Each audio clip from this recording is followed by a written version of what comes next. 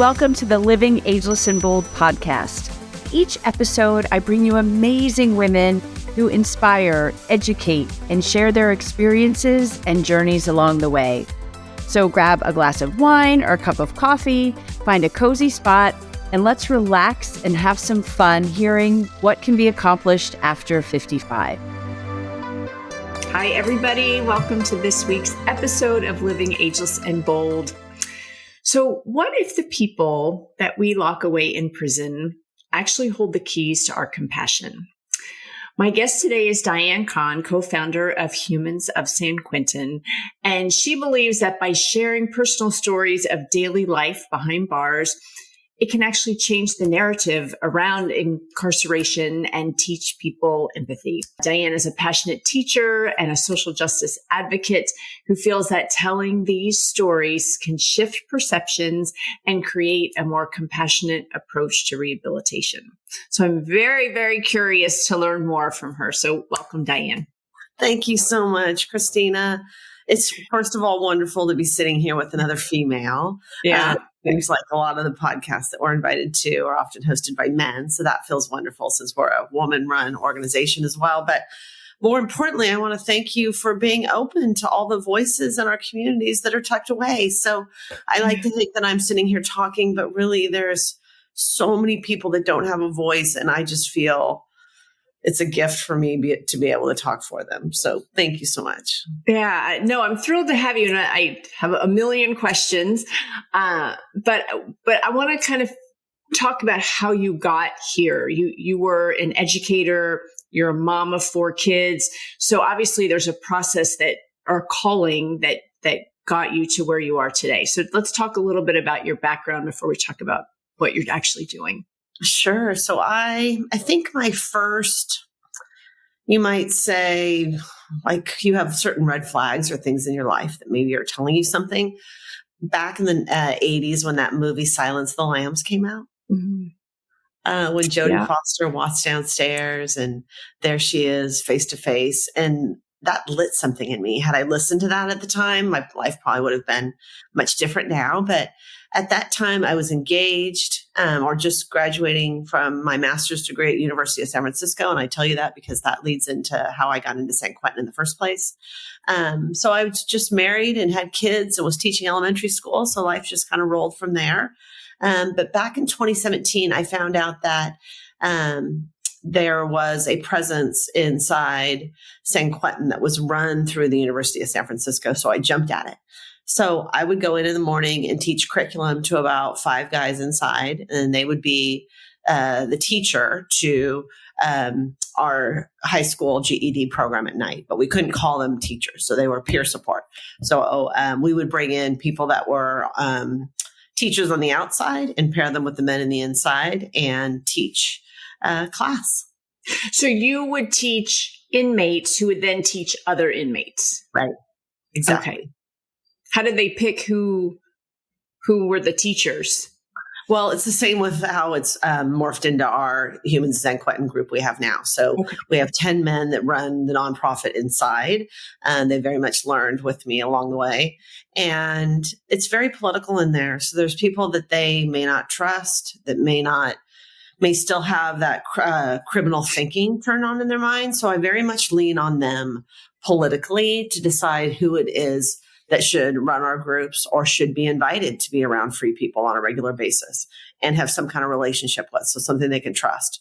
So there's a group of men in there that I completely trust 100% as mentors for me to make this class run and be safe, as well as our nonprofit. And how do you... So when I read all your stuff many moons ago, I dated someone for a very long time who was a prosecutor and then became a defense attorney. And my father had passed away. Long story short, I was working for him. He'd kind of hung a shingle and I was just helping him out. So he took me in to jail one day to interview a client. And I believed everything. Like everything the person was saying, I was like, oh my God, this is so sad. And then he looks at him and he goes, are you doing drugs? Are you selling drugs? And like kept hounding him. And I was like, where does this come from? Well, sure enough, he finally admitted to all of it. Yeah. So for you to go in and trust these people with your program, and I mean, they're in jail. They're criminals. They've done something wrong. And I want to get to what you're doing. But that was the first thing that struck me, is that I would have believed everybody when I walked in. That's what I did the only time I ever experienced that. So how did you originally know that you could trust them? That's a good question. No one's ever asked me that before.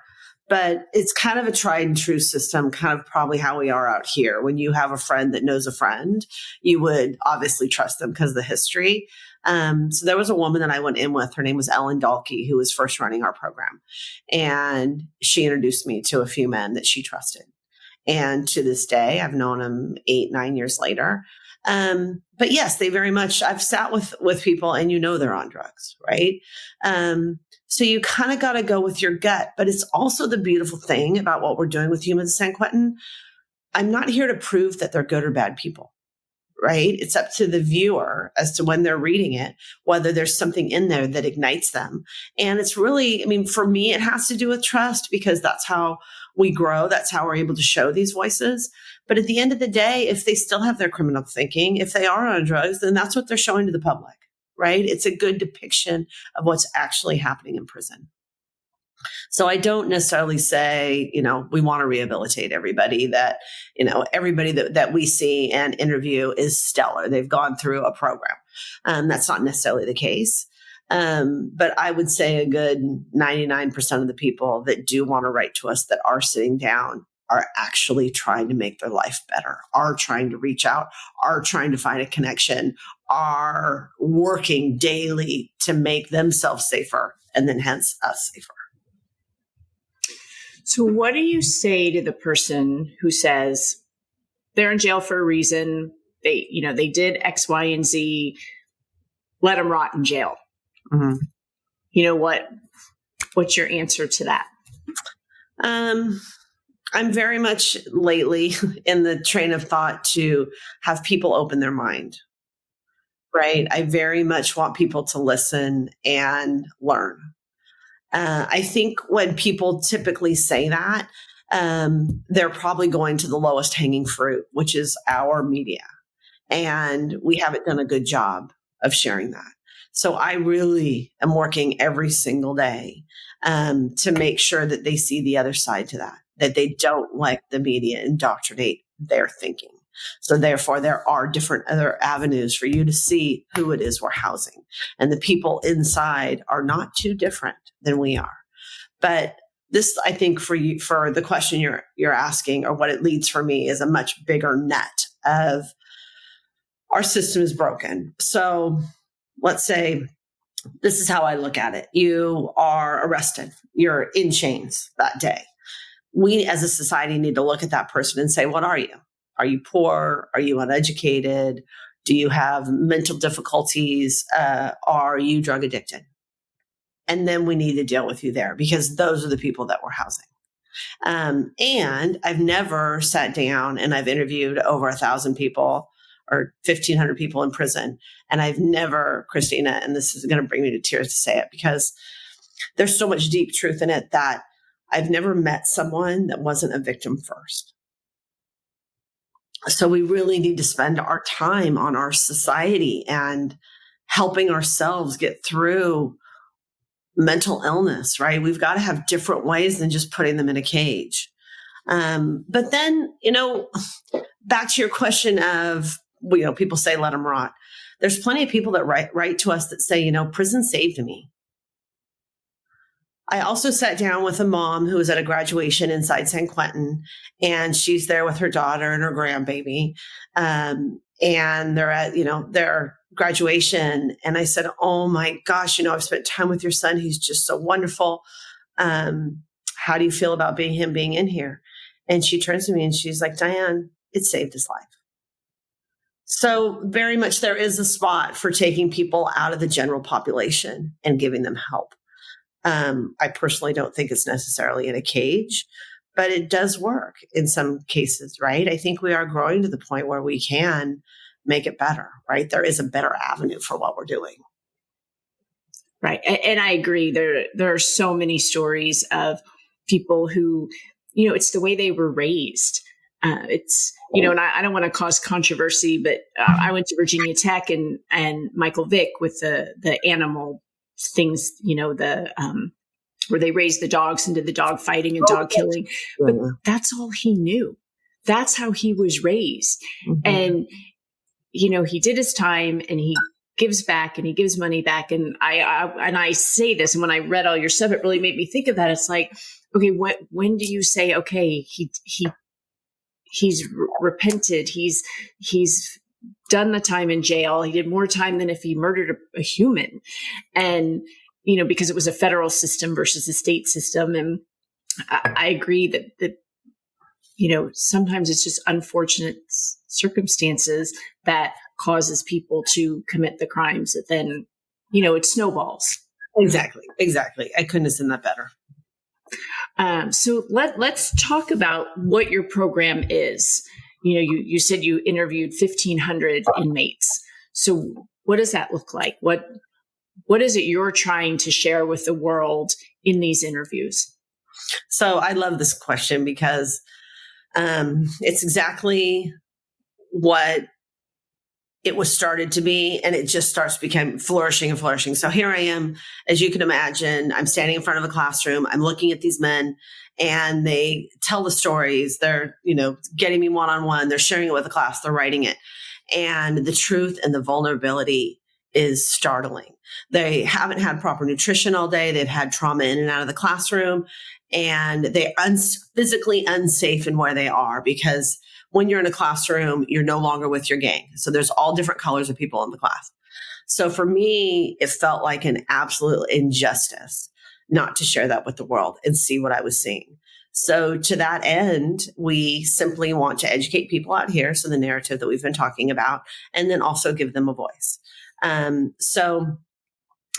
We started during the pandemic. We went to our public information officer, Sam Robinson, who I really give credit to, the face of the rehabilitation center inside San Quentin. And we pitched our idea to him and he loved it. At that point, I had a partner inside, business partner, Juan Hines. He was a senior editor of the San Quentin News. And he says, Diane, I've been a journalist my whole life. I've always wanted to share the men's story in blue, but I've never had that opportunity. So we pitched it to Sam. He went to our headquarters in Sacramento. It took about 9 months. He came to us the month before the pandemic hit, and he says, it's awesome. You're good to go. So at that point, I had my roster from my class. Juan was inside, and over the phone, we just made up an introductory packet. From there, it just ended up exploding. So we're in over 195 prisons in the U.S. of people that write to us. I've been invited to prisons in Oslo, Norway, Dublin, Ireland, Leicester, UK, down south in Mexico City, Guatemala City. Was that scary going into now, are you actually physically going to all of these jails, or do they arrange some kind of a Zoom type thing?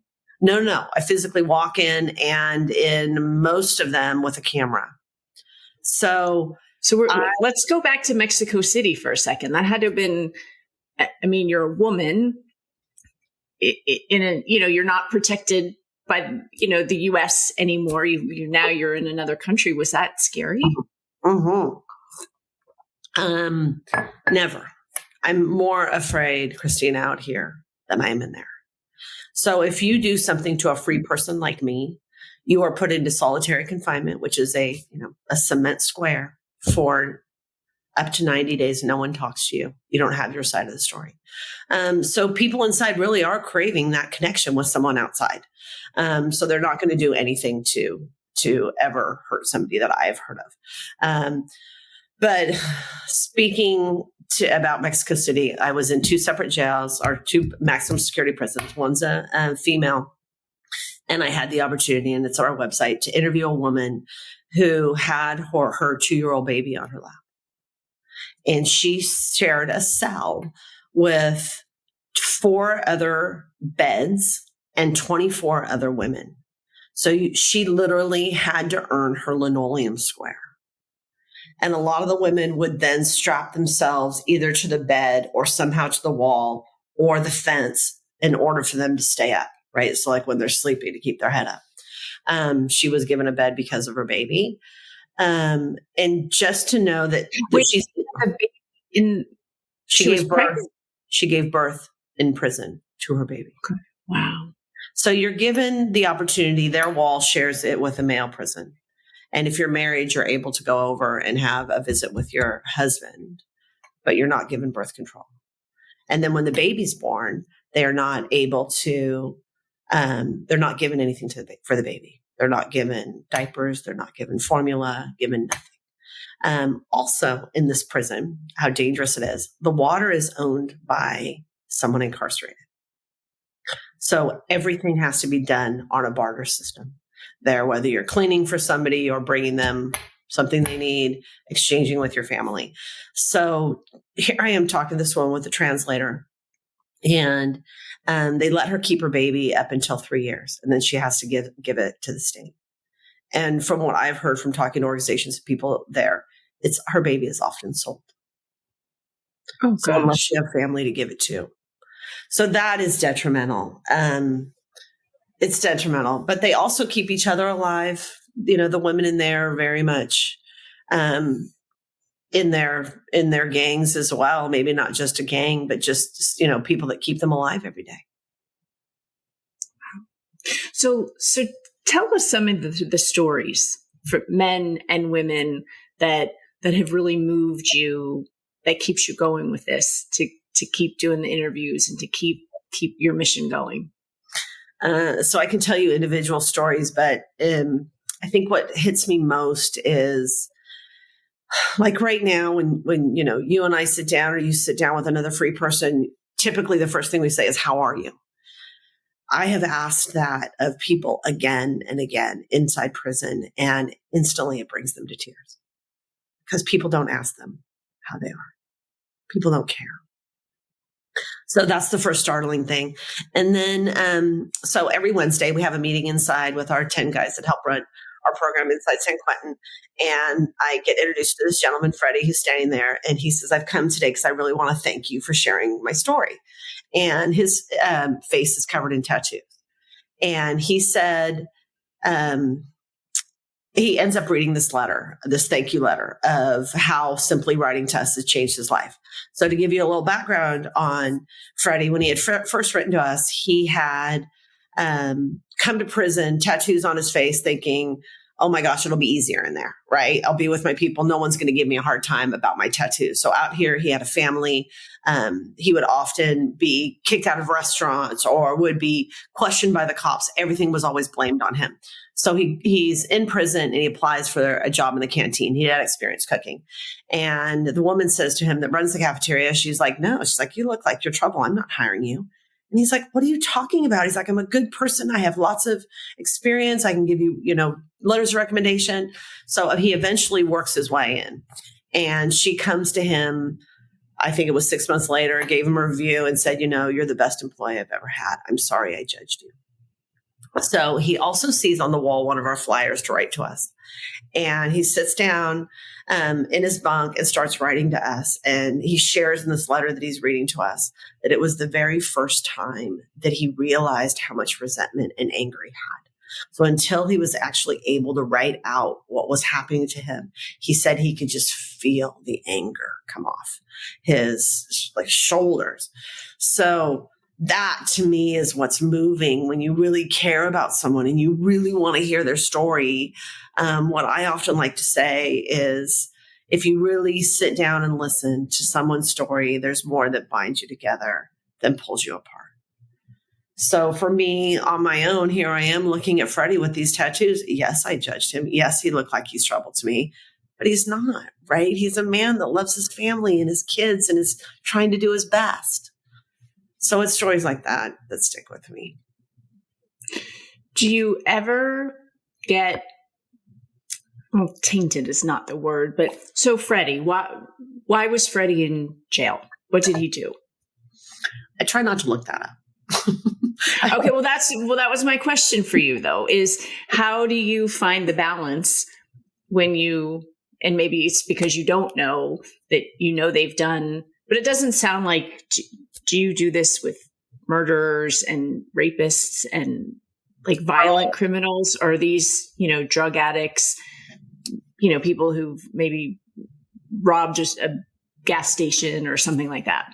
No, they're all. So our inside team, murderers, rapists. I know hundreds of men inside San Quentin that I see on a weekly basis that, yes, have done heinous crimes. But isn't that hard? I mean, and I do believe in what you're doing. Like, I believe everybody has a story. I believe in compassion and I believe in rehabilitation. I truly do. But how do you find that happy medium of, well, they did this and, but they still have a story to tell?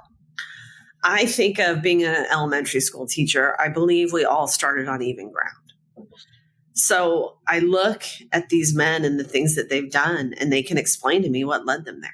They can break up their childhood. They can talk about the neglect, the abuse, the trauma, the molestation, all of that.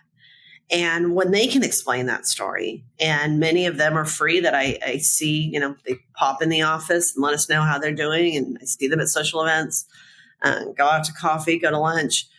I believe in rehabilitation. I believe in therapy. When you really can talk and look at where that anger is, where's that trigger coming from, there is 100% recovery there.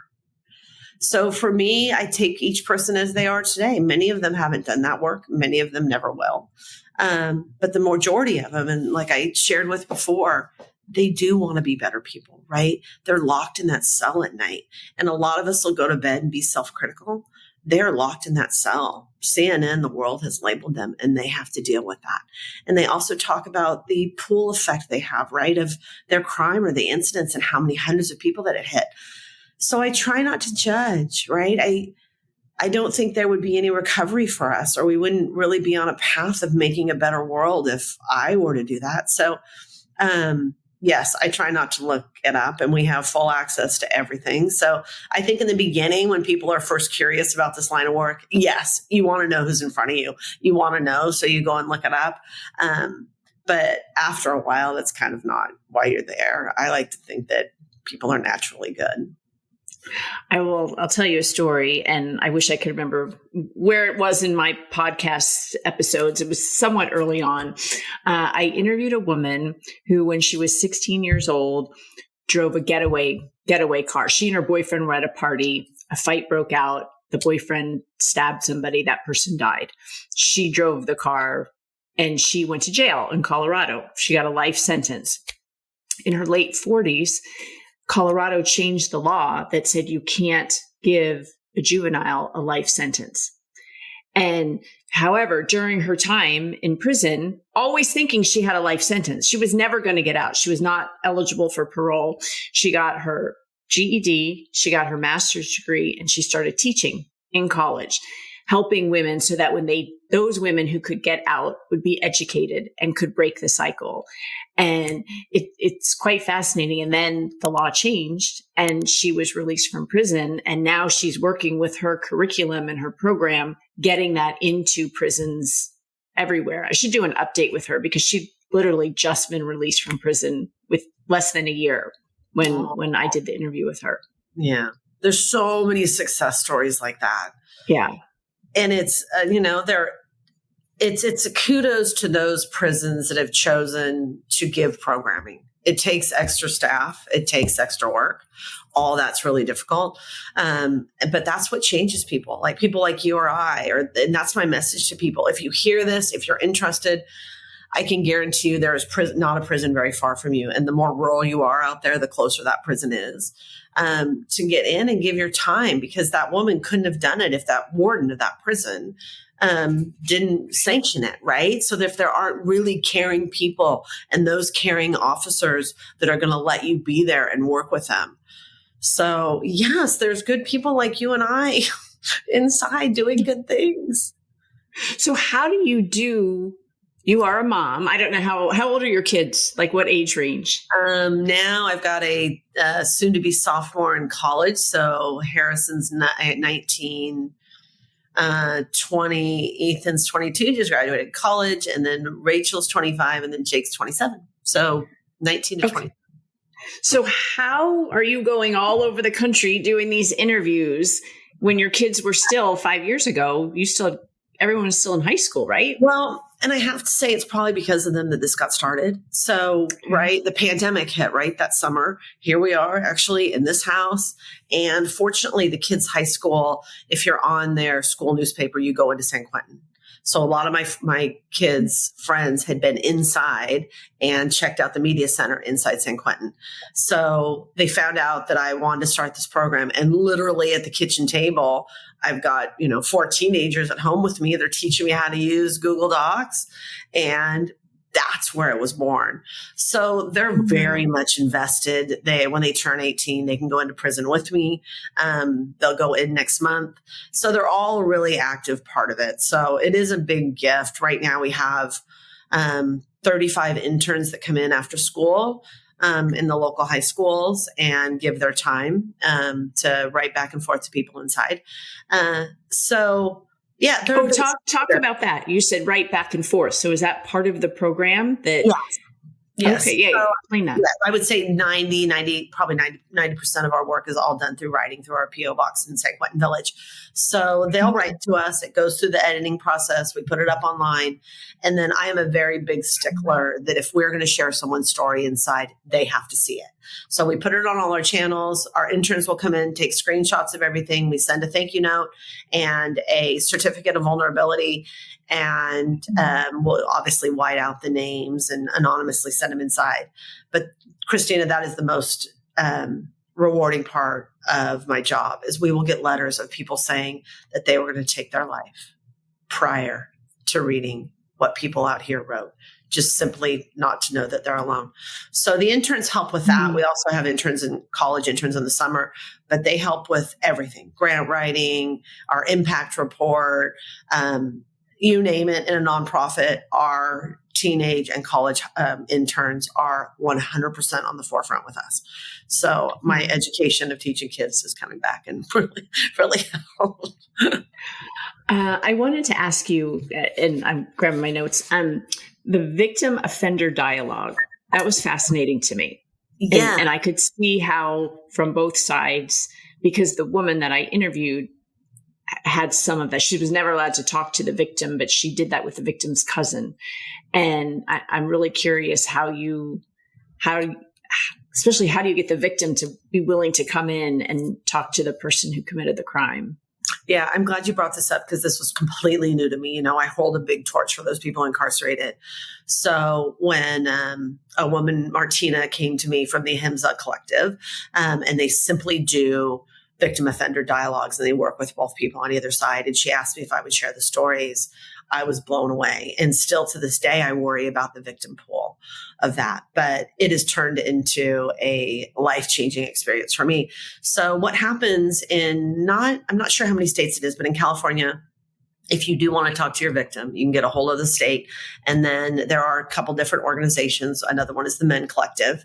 And you'll have to go through a ton of counseling on both parts. So they'll actually meet again and again with the man or the woman inside, and then also with the person outside until they're both ready. And then you schedule a day, just like anybody else going in.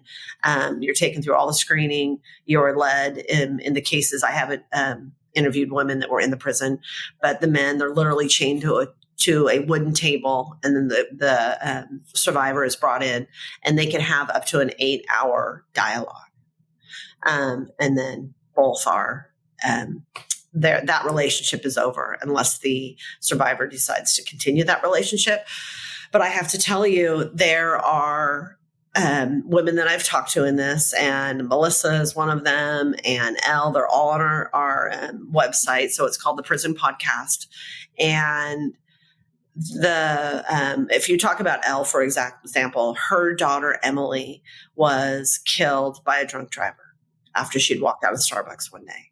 Well, Elle sits down with him in prison, and she is doing everything in her power to get Matthew out of prison. And I actually met with Matthew 2 weeks ago in Mule Creek State Prison in Ione, California. But these women, I don't hold a candle to them, Christina. I mean, they are in prison now because of that one experience of theirs, and doing everything they can to help these men get out, them and thousands of other men.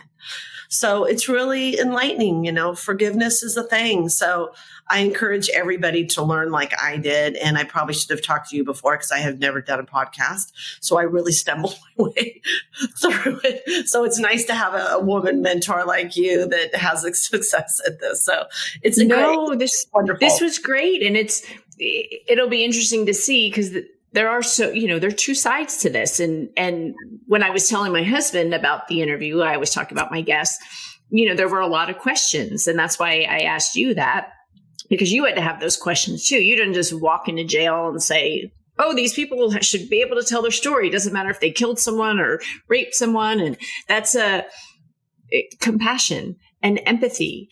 Mm-hmm. And we could all use a lot more of that in the world that we're living in right now. I know. We need to be a little softer and less judgmental, I think. Yeah. And just you brought up the media at the beginning, but just the whole atmosphere of our lives now is, everything is just exploding in front of us, and it's not healthy and it's not normal, and it's not positive. It's not people forward. No, it's volatile. And so maybe this is a great way to get people to take a step back and learn compassion again, and empathy and forgiveness. And forgiveness is a big, big thing. And if the victims in this program, if they can forgive. Right. And I think when you bring that up, I think of the men that I talk to, they have to look back at their parents. They have to look back at the aunts, the uncles, everybody in their community that hurt them. And they have to go and forgive their parents in order for them to be able to function, to move forward, to actually see what they've done to other people. So it's hard, but it's capable. People are capable. I mean, every single day I've not met someone in person, and I live that same life, that you don't have hope, right? That's what gets them through that every single day. So, it'd be wonderful if people out here could, like you said, show that compassion, make us healthier together. So if you could go back, you did all this later in life. We talked about your kids were teenagers when you started this. If you could go back to 40-year-old Diane, what advice would you give her? Probably touches upon what I was telling you earlier when, Anthony Hopkins, in that Silence of the Lambs. I'm a firm believer that if you listen to your heart and you are seeing things in front of you that you wish you had done, I wish I had acted on that sooner, even in a much smaller capacity. But as far as me giving myself advice, would to be not to be so judgmental. But to our defense, I think we have to be judgmental somewhat to be able to categorize ourselves in the world. So I would have more compassion and wouldn't be so critical of people, and especially of myself. That's great. Now, we'll have everything in the show notes, but why don't we tell people if they want to get involved, want to learn more, where can they find more information? Well, thank you for that. So it's humansofsanquentin.org, and we have our website, which houses everything. And then we're also on Instagram, on Facebook, we're even on X and YouTube. A lot of our videos are there. And then we have our, it's called the Prison Podcast, presented by Humans of San Quentin. You can go there and listen to the victim offender dialogues that we talked about, podcast of 8. So yes, come find us and just simply like or make some comment, and literally know that comment will be sent back into prison 4 or 5 days later, and you literally will change someone else's life. Well, Diane, thank you for sharing this. Thank you for what you're doing. Like a one-woman show out there changing the world, but those are the women that I love to share with the world. So thank you for being with me today. Well, thank you. I appreciate you being open-minded enough to have me today. So thanks.